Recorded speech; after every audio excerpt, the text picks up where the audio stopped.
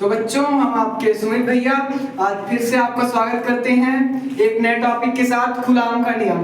तो नियम क्या कहता है ये सीखते हैं। इस नियम के अनुसार किन्हीं दो बिंदु आवेशों के मध्य लगने वाला आकर्षण और प्रतिकर्षण बल उन बिंदु आवेशों के गुणनफल के समानुपाती तथा उन बिंदु दो आवेशों के दूरी के वर्ग के व्युत्क्रमानुपाती होता है।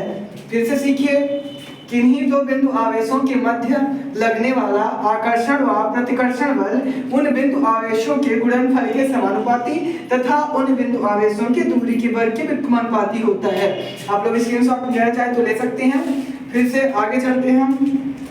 दो बिंदु आवेश हैं Q1 और Q2, इनके मध्य दूरी r है। तो पहला नियम क्या कहता है कि उन आवेशों के गुणनफल के समानुपाती हैं। तो Q1 और Q2 आवेश हैं, तो इनके समानुपाती, तो F समानुपाती F बल है, ठीक है। F समानुपाती Q1 इंटू Q2, ठीक है। तो फिर से इसको इक्वेशन फर्स्ट दे दीजिए आप लोग। फिर से एक बार दूसरा क्या कहता है, फिर इन बिंदु आवेशों के दूरी के वर्ग के व्युत्क्रमानुपाती है। तो दूरी r है और वर्ग के व्युत्क्रमानुपात में 1 होता है, ठीक है। तो सेकंड में क्या करेंगे, f अनुक्रमानुपाती 1/r²। इक्वेशन नंबर सेकंड दे देंगे। तो अब इन दोनों समीकरणों को मिलाकर लिखने पर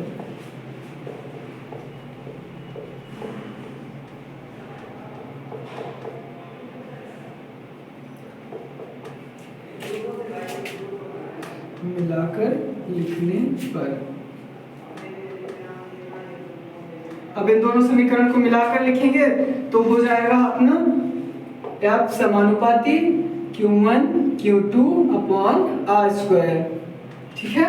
अब ये समानुपाती का चिन्ह जब हटेगा तो अपना आ जाएगा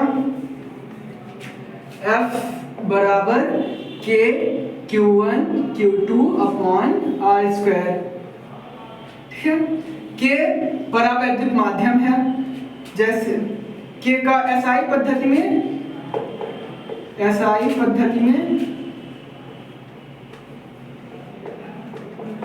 K बराबर होता है 1/4πε0 और CGS में आपका हो जाएगा, CGS में K बराबर होता है 1, ठीक। CGS में K बराबर 1 होता है। हम लोग यहाँ पर SI और CGS दोनों को देखते हैं, ठीक है।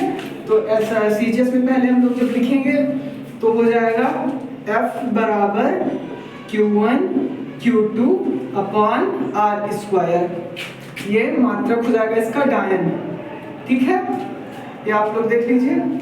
और फिर अब हम लोग SI में चलेंगे तो SI में हो जाएगा, ये आपका CGS था, ये SI हो गया। SI में हो जाएगा आप लोगों का F बराबर 1/4πε0 Q1 Q2 अपॉन r², ठीक है। सबको इरेज कर देते हैं हम। ε0 क्या है, ये है निर्वात की विद्युतशीलता, बाह्य निर्वात की विद्युतशीलता। तो हम लोग बाह्य निर्वात के लिए, ये है हमारा वायु या निर्वात के लिए, ठीक। और जब हमारे पास वायु या निर्वात नहीं कोई माध्यम उपस्थित हो, ठीक है, तो हमारे लिए माध्यम के लिए हो जाएगा F बराबर 1/4πε बस, ठीक है। ε0 नहीं होगा, Q1 Q2 अपॉन r², ठीक है। ये हमारा आ गया, ये भी हो गया एक आंसर, ये भी हो गया, ये दोनों आपके। तो ये जब है वायु या निर्वात दिया है आपको तब ये करना है, और जब कोई माध्यम उपस्थित हो जैसे कांच हो गया etc, तो आप लोग ये करेंगे, ठीक है। ये मात्रक हो जाएगा न्यूटन, इसका मात्रक आपका न्यूटन हो जाएगा, ठीक है। अब ε0 का मान क्या होता है, ε0 का मान होता है आपका 8.85 into 10⁻⁻12 कूलॉम स्क्वायर बटे न्यूटन इंटू मीटर स्क्वायर, ठीक है। ये हो गया आपका ε0 का मान, आप लोग रख सकते हैं यहाँ पर, ठीक है। आज के लिए इतना ही, बाकी फिर कल सीखेंगे हम लोग।